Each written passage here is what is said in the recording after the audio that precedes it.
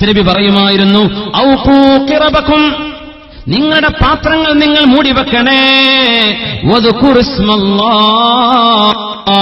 ബിസ്മില്ല പറയണം. പാത്രങ്ങളിൽ ഭക്ഷണം എടുത്തു വെച്ചത് മൂടിവെക്കണം.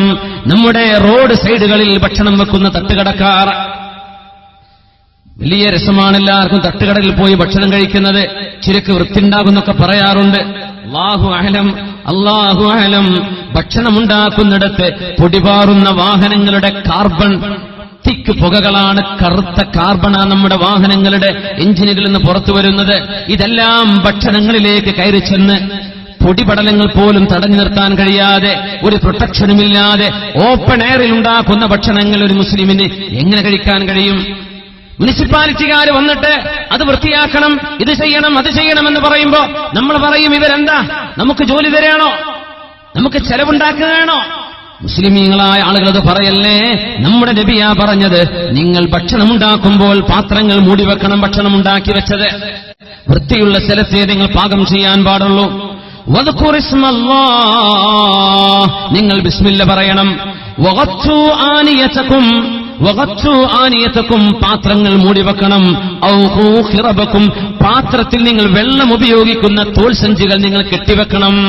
റസൂലുള്ളാഹി സ്വല്ലല്ലാഹു അലൈഹി വസല്ലം വത്തുൽ ഇനാ വഔഖു السقا فإن في السنة ليلة ينزل فيها وباء. നിങ്ങൾ കുടിക്കുന്ന വെള്ളത്തിന്റെ പാത്രം മൂടിവെക്കണേ, നിങ്ങൾ ഉണ്ടാക്കി വെച്ച ഭക്ഷണത്തളികകൾ മൂടിവെക്കണേ. കാരണം വർഷത്തിൽ ഒരു രാത്രിയുണ്ട്, ആ രാത്രിയിൽ മാരകമായ അണുക്കൾ ഭൂമിയിലേക്ക് ഇറങ്ങി വരും. ഏതെങ്കിലും മൂടിവെക്കാത്ത പാത്രങ്ങൾക്ക് മുകളിലൂടെ, അല്ലെങ്കിൽ മൂടിവെക്കാത്ത വെള്ളപാത്രങ്ങൾക്ക് മുകളിലൂടെ ആ രാത്രി കടന്നുപോവുകയാണെങ്കിൽ ഇല്ലാ നസല ഫീഹി മിൻ ദാലികൽ വബാ, ആ രാത്രിയിൽ മൂടിവെക്കാത്ത ഭക്ഷണത്തിലൂടെ പ്ലാഗ് പോലെയുള്ള പകർന്നു പിടിക്കുന്ന രോഗങ്ങൾ ഉണ്ടാകുമെന്ന് പരിശുദ്ധ റസൂലുള്ളാഹി സ്വല്ലല്ലാഹു അലൈഹി വസല്ലം.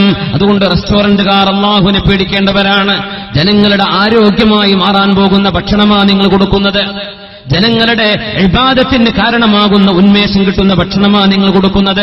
അവരുടെ ആരോഗ്യമാണ് നിങ്ങൾ കളിക്കുന്നത്. അള്ളാഹുവിനെ സൂക്ഷിക്കണേ. നല്ല ഹൈജീൻ നമ്മുടെ കിച്ചനുകളിൽ, നമ്മുടെ ഭക്ഷണം പാകം ചെയ്യുന്നവർ ഹെയർ നെറ്റ് ഉപയോഗിക്കുന്നത്, കൈകളിൽ ഗ്ലൗസ് ഉപയോഗിക്കുന്നത്, വൃത്തിയായി പാത്രങ്ങൾ കഴുകിയെടുക്കുന്നത്, കിച്ചൻ വൃത്തിയായി സൂക്ഷിക്കുന്നത്, അഴുക്കുകളില്ലാതിരിക്കുന്നത് മുസ്ലിമിനെ സംബന്ധിച്ചിടത്തോളം അള്ളാഹു കൂലി തരുന്ന ഇബാദത്തിന്റെ വിഷയങ്ങളാണ്. അള്ളാഹിന് കൂലി കിട്ടും. എന്തിനാണിതൊക്കെ?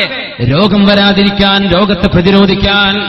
നമുക്കിഷ്ടം പോലെ ഡയാലിസ് സെന്ററുകൾ ഇവിടെയുണ്ട്, ഡയാലിസ് കേന്ദ്രങ്ങളുണ്ട്. നമുക്ക് ഫ്രീ ആയിട്ട് ചെയ്തു കൊടുക്കുന്ന എത്രയോ കേന്ദ്രങ്ങളുണ്ട്. കിഡ്നി ചികിത്സ ചെയ്യുന്നത്, കിഡ്നി ശുദ്ധിയാക്കുന്നത്. ആദ്യമായി ആലോചിക്കണേ, നമ്മുടെ വീടുകളിൽ കുടിക്കുന്ന വെള്ളം ശുദ്ധമാണോ? വെള്ളം ശുദ്ധമല്ലാതിരുന്നാൽ കിഡ്നിക്ക് അസുഖം വരും. ശരീരത്തിന് ആവശ്യമായ നല്ല വെള്ളം നമ്മൾ കുടിക്കാതിരുന്നാലും കിഡ്നി തകരാറിലായി പോകും. അതൊന്നും ചെയ്യാതെ രോഗം വന്നാൽ പിന്നെ നമ്മൾ ഓടുകയാണ് ഡോക്ടറുടെ അടുത്തേക്ക്. പ്രതിരോധം ചെയ്യണമെന്ന് ശറഅ് പറഞ്ഞു പരിശുദ്ധ ദീനുൽ ഇസ്ലാം. എന്തുകൊണ്ട് നമ്മളത് ചെയ്യുന്നില്ല? നമ്മുടെ കിണറുകൾ, നമ്മുടെ പരിസരത്തുള്ള സെപ്റ്റിക് ടാങ്കുകളിൽ നിന്ന് എത്ര മീറ്ററേ ദൂരമുള്ളൂ? ഒന്ന് നോക്കുക. ഒരു ഗ്ലാസ് വെള്ളമെടുത്ത് ലാബിൽ കൊണ്ടുപോയി പരിശോധിക്കുക. വല്ല അണുക്കളുമുണ്ടോ നമ്മൾ കുടിക്കുന്ന കിണർ വെള്ളത്തിൽ?